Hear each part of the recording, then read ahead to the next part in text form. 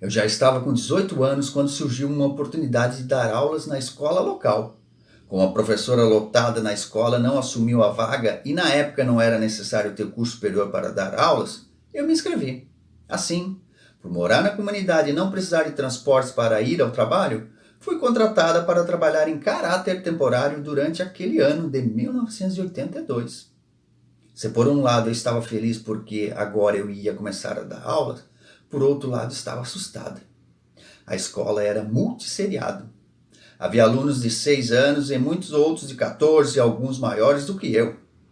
Nessa escola eu tinha que, além de preparar e ministrar as aulas, deixar toda a documentação organizada, fazer a merenda, faxinar e participar de concursos, como de hortas escolares. Em vários momentos pensei em desistir. Muitas vezes chorei e dizia que nunca mais iria dar aulas. Todas as vezes em que eu chegava para minha chefe, Dona Ana, e dizia que não queria mais dar aulas, ela me dizia que era só mais um mês e que depois eu estaria dispensada. E assim foi até o final daquele ano. Até hoje não sei se gostava de mim ou se fez isso para me punir, já que fiquei sabendo que durante sua juventude ela fora apaixonada pelo meu pai. Prefiro pensar que gostava de mim. Eu me recordo que todos os meses tínhamos reuniões de capacitação em Uruçanga. Esse foi um período de aprendizagem muito rico, que nem na universidade eu aprenderia o que aprendi. Conheci professores com muitos anos de experiências em sala de aula, outras tão inexperientes quanto eu. Fomos aprendendo juntas e com o passar do tempo já não achava mais tão complicado como era no início. Foi durante esse tempo que aprendi a trabalhar, ensinar os alunos do primeiro ano a ler e a escrever com a letra script. Alfabetizei com o livro O Barquinho Amarelo. Também aprendi quais conteúdos ensinar para alunos do segundo ano nas disciplinas de estudos sociais. Tínhamos orientadoras capacitadas e nossos encontros se davam todos os meses, 1 ou 2 dias, dependendo dos assuntos. Seu primeiro ano não foi fácil, ao mesmo tempo proporcionou momentos enriquecedores em que a troca de experiência com os alunos e suas famílias foram nos aproximando cada vez mais. A aprendizagem foi fluindo e eu fui gostando cada vez mais de estar em sala de aula e junto das crianças. Os 4 anos seguintes continuaram sendo assim. A professora efetiva assumia a escola por 1 ou 2 meses, depois abandonava as aulas, os alunos ficavam sem professora e sem aulas e, então, o Estado contratava novamente professores para trabalhar em caráter temporário. Como já estava inscrita e morava na comunidade, era certo que eu assumiria novamente. A escola em que trabalhei durante 5 anos se chamava Escola Isolada Estadual de Belvedere e foi a mesma escola em que estudei até o 4º ano do ensino fundamental. Tempos depois, durante o período em que estava lecionando, o nome da escola passou a ser Escola Isolada Estadual João Lavina, em homenagem ao meu nono, que doou o terreno onde a escola foi construída. O prédio da escola ainda existe e, até onde sei, nele são realizadas as reuniões do clube de mães e as eleições para as escolhas dos nossos representantes nas esferas municipal, estadual e federal. Em todos os anos, a Associação de Pais e Professores, a APP, da escola realizava a festa junina, na intenção de angariar fundos para comprar equipamentos, como cortador de grama, mimeógrafo, que é equipamento de cópias, já que a verba do governo destinada para a manutenção da escola era pouca. A festa era sempre um grande sucesso de público, uma das melhores da região. Houve certo período em que trabalhei em 2 escolas. Além de trabalhar na Escola Isolada Estadual João Lavina, trabalhei também na Escola Isolada Estadual Linha Rio Ferreira, substituindo a professora Salete, que estava em licença maternidade. A distância entre as 2 escolas era de aproximadamente 6 quilômetros, e durante o período que lecionei nas 2 escolas, houve uma organização especial no horário de funcionamento, em função da dificuldade de deslocamento para ir de uma escola para outra. Na Escola Estadual João Lavina, nas segundas, quartas e sexta-feiras, lecionava no período vespertino, e nas terças e quinta, no período matutino. Na Escola Isolada Estadual Linha Rio Ferreira, então, nas segundas, quartas e sexta-feira, as aulas eram ministradas no período matutino, e nas terças e quintas-feiras no período vespertino. Nas terças-feiras e quintas-feiras eu pernoitava na casa do meu tio, Dério Lavina, que já na época ficava muito próxima de casa. E ao mesmo dia, nas quartas e sexta-feira, eu podia retornar para a Escola Estadual João Lavina de ônibus. Foi um período de novos desafios.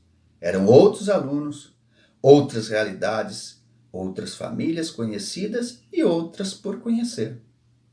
Foi também em 1982 que finalmente realizamos o sonho de ir morar numa casa nova.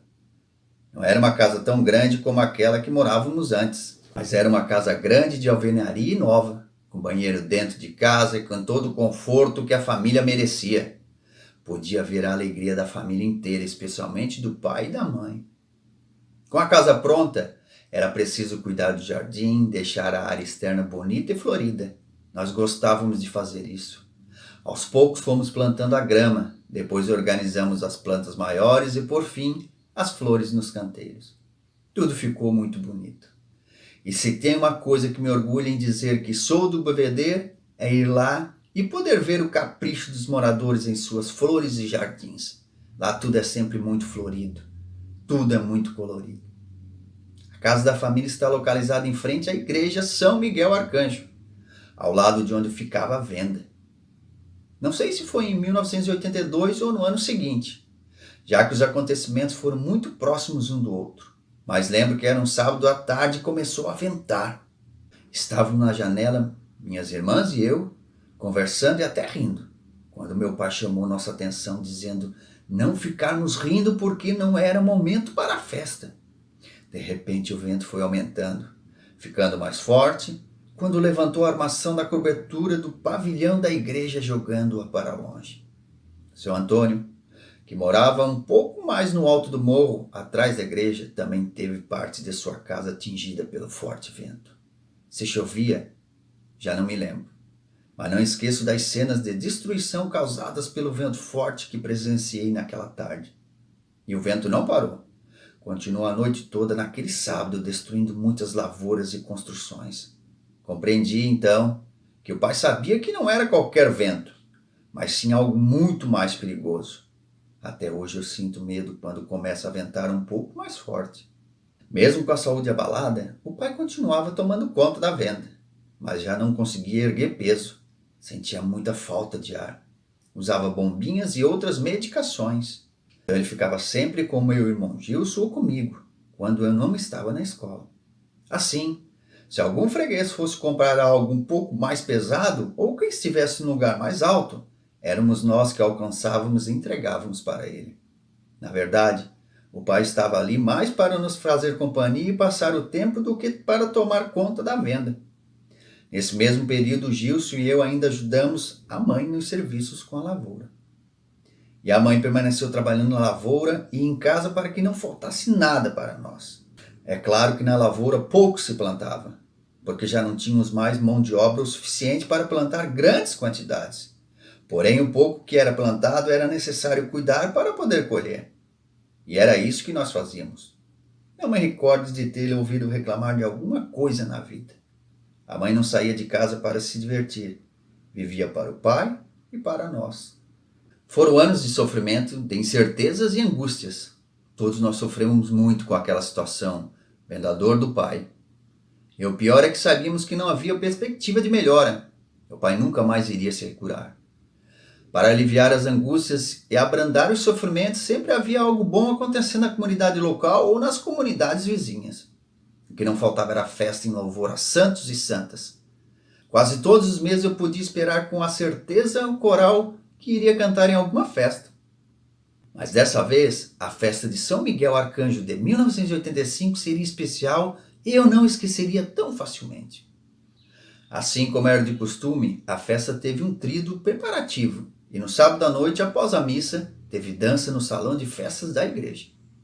Estávamos eu, algumas amigas, minhas irmãs e alguns amigos conversando, quando vi um rapaz alto, magro, jaqueta preta de couro, calça jeans azul bem clarinho e tênis, encostado no balcão do bar com uma cerveja na mão, acompanhado de outros rapazes. Depois o rapaz veio conversar comigo. Mais tarde, me deu uma carona até a casa porque estava chovendo muito. Perguntei para ele quando eu iria vê-lo novamente e ele respondeu que no dia seguinte iria lá em casa. E no domingo ele foi. E foi nos finais de semana seguintes também. Foi assim que começamos a namorar. Bem, um namoro que começa assim meio estranho também não pode durar muito tempo, não é mesmo? Namoramos durante 2 meses e assim como havia começado, sem perguntar se eu aceitava, ele simplesmente disse: "Estou indo embora." E foi. 2 semanas depois ele voltou. Nós reatamos o namoro e continuamos até nos casarmos.